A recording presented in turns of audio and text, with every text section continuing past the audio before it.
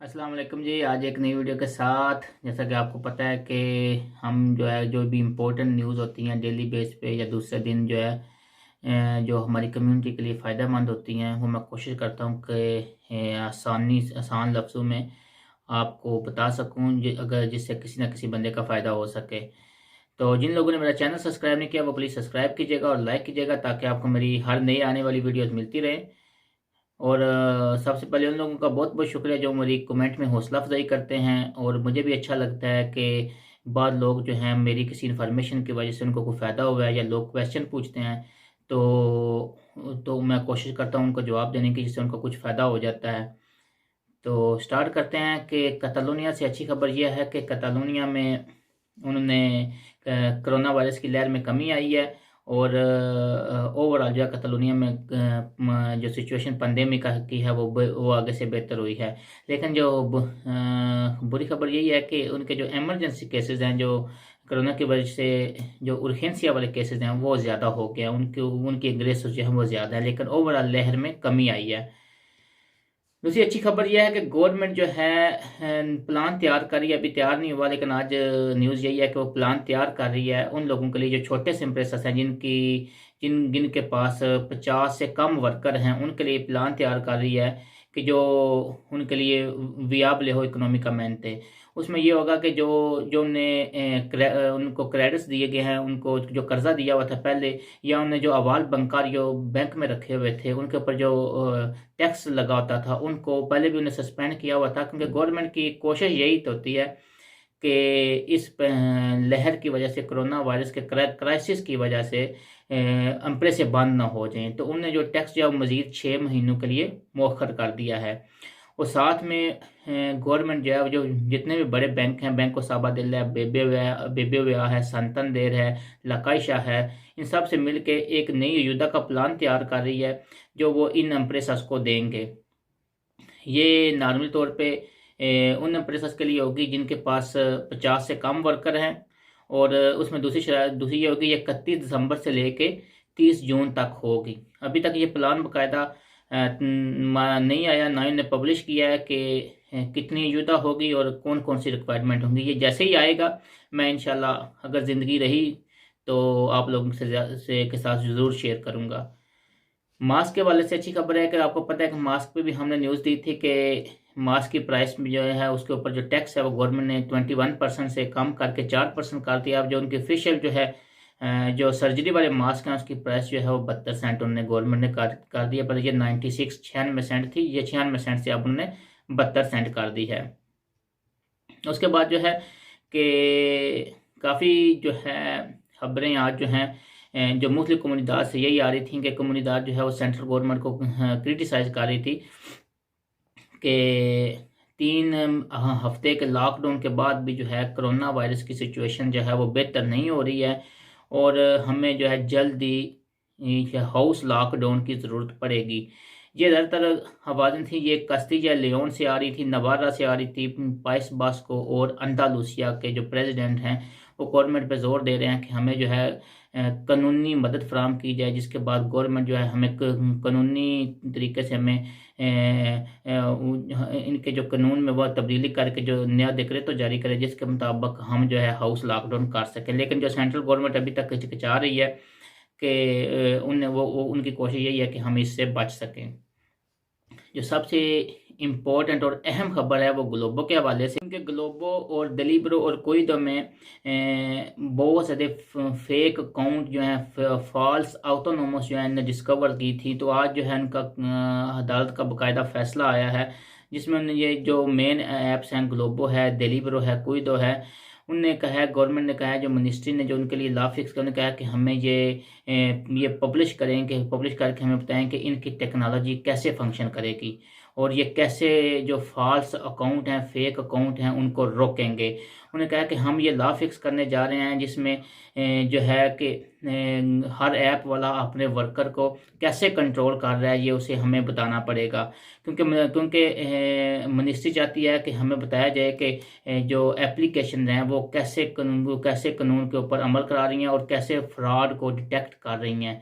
वो इन एप्लीकेशन के पास ऐसी टेक्नोलॉजी है कि जिससे वो फ्रॉड को फ्रॉड को रोक सकती हैं, उनको डिटेक्ट कर सकती हैं। तो आज जो फैसला आया था उसमें यही चांसेस थे कि वो कह रहे थे कि रेस्टोरेंट और शॉप्स वगैरह जो हैं वो रिपार्टी दौर के बगैर ना हो जाएं। उन्होंने कोशिश किया कि उन्हें टाइम दिया है कि आप जो है अपनी टेक्नोलॉजी से इस चीज़ को डिटेक्ट करें। और आज ग्लोबो वाले ने भी बाकायदा ये पब्लिश किया है कि हम जो है इसको डिटेक्ट करेंगे। उनने अपने सेमिनार रखे हैं, जो जो वर्कर जो हैं ग्लोबल के साथ काम कर रहे हैं वो वहाँ पे जाके सेमिनार अटेंड कर सकते हैं। वो बताएंगे कि कैसे कैसे हम जो डिटेक्ट करेंगे। उसमें पहली चीज़ तो ये है कि वो हर वर्कर से जो ऑटोनोमो पे है उससे उसकी एक सेल्फी मांग रहे हैं, और दूसरी चीज़ जो उससे मांग रहे हैं वो उसका जो रेजिडेंस कार्ड है वो उसकी फ़ोटोकॉपी मांग रहे हैं, ताकि वो उनको मैच करेंगे। और उसके बाद जो है वो जब चाहेंगे वो आपसे मांगेंगे कि जब आप काम कर रहे होंगे कि आप जो है अपने फेस की एक सेल्फी हमें भेजें, क्योंकि वो सिस्टम जो है उसको डिटेक्ट करेगा क्या ये सेम बंदा ही काम कर रहा है कि या इसने अपना अकाउंट जो है वो क्लियर किया हुआ है, किसी और को दिया हुआ है, कोई दूसरा बंदा इसके ऊपर काम कर रहा है। तो ये बड़ी बड़ी अहम पेशरफ्त है उन लोगों के ख़िलाफ़ जिन लोगों ने जो फॉल्स ऑटोनोमो वाले थे, या जिन लोगों ने फेक अकाउंट बनाए हुए थे या क्लियर किए हुए थे, ये उनके लिए है। क्योंकि गवर्नमेंट ने कहा है, गवर्नमेंट ने जो इनका सेंटेंस आया उसमें अदालत का उसने इनको पाबंद किया है कि जो भी लोग हैं उनको ग्लोबल पे काम कर रहे हैं उनको कंत्राटार किया जाए, उनको कॉन्ट्रैक्ट दिया जाए, या उनको अच्छे तरीके से कोई ऐसा तरीका हो जिससे उनको बाकायदा सैलरी मिल सके। उन्होंने कहा कि हमारा ये मकसद नहीं है कि हम जो है ऑटोनोमो वालों को प्रोहिबिट कर दें कि वो काम ना कर सके, लेकिन हमारा मकसद यही है कि ये जो भी ऐप ऐसे बंदे रखती है ऑटोनोमो वाले, उनको बाकायदा कॉन्ट्रैक्ट करे, उनको कंत्राटार करे उनको, उसके बाद ही वो सर्विस दे सकेंगे, इसके बगैर नहीं होगा। क्योंकि उनका मकसद ये है कि फॉल्स ऑटोनोमो वालों को डिटेक्ट करना। ये आपको पता है पिछले कई महीनों से ये खबर चल रही थी कि फॉल्स ऑटोनोमो वाले जो हैं उनको डिटेक्ट कैसे किया जाए। तो अभी ग्लोबो जो है वो अपना प्लान अंदालुसिया में भी बढ़ा रही है, और उन्होंने कई शहर जो है मजीद उसमें एंटर किए हैं। अब देखते हैं कि सिचुएशन किस साइड पे जाती है। एक मैनिफेस्टेशन हुई है, एहतजाज हुआ है पंपलोना में, जिसमें उन्होंने डिमांड की है गवर्नमेंट से कि हमें जो है रिस्काते इमीडियाटामेंट दिया जाए, हमें जो है यानी कि हमें कुछ ना कुछ प्लान के साथ हमारे पास आए। क्योंकि उन्होंने कहा है कि हमारी हर चीज़ जो है वो तबाह हो चुकी है, जो रेस्टोरेंट थे वो आपने हमारे बंद कर दिए हैं, हमारे पास कोई युद्ध नहीं है, गवर्नमेंट के पास कोई प्लान नहीं है कि वो जो है हमें जो रिस्कतार करे, हमारी हेल्प करे, हमें बचाए इस सिचुएशन से। ये नेवादा में हुआ था। उन्होंने कहा कि अगर एक्सपर्ट जो हैं जो ऊपर वाली पोजीशन पे बैठे हुए हैं वो कहते हैं कि हमें इस कोरोना की लहर को कंट्रोल करने के लिए हर चीज़ बंद करनी पड़ेगी, आपको घर में बैठना पड़ेगा, तो हम बैठते हैं, लेकिन क्या करें घर में बैठ के, हम किधर से खाएं, हमें कहाँ से हेल्प मिले। उसके लिए भी तो गवर्नमेंट के पास कोई प्लान होना चाहिए ना। कि वो कहते हैं कि गवर्नमेंट के पास बड़े बड़े प्लानों के लिए तो पैसे हैं, जो जितने भी मैक्रो प्रोजेक्ट्स हैं उसके लिए तो पैसे हैं, लेकिन हमारी कौन केयर करेगा, हमें कौन पैसे देगा, हम किधर से खाएंगे। इसके लिए भी तो गवर्नमेंट किसी प्लान के साथ आए। उन्होंने कहा कि हमारी ज़रूरतें कौन पूरी करेगा। तो उन्होंने गवर्नमेंट से एमरजेंसी नया प्लान मांगा है, कम से कम जो है हमारे साथ एक नया प्लान के साथ आया जाए और हमें रस्कातार किया जाए। ये देखिए, मैंने आपको खबरें देता रहता हूँ कि मुख्तलिफ शहरों में एहतजाज इसी बेस पे हो रहा है कि गवर्नमेंट ने हर चीज़ तो बंद कर दी है, लेकिन यह है कि कोई खास प्लान नहीं है जिसके तहत लोगों को उनकी जो ज़रूरी बेसिक ज़रूरियात हैं, बुनियादी ज़रूरियात हैं, वो मिल सकें।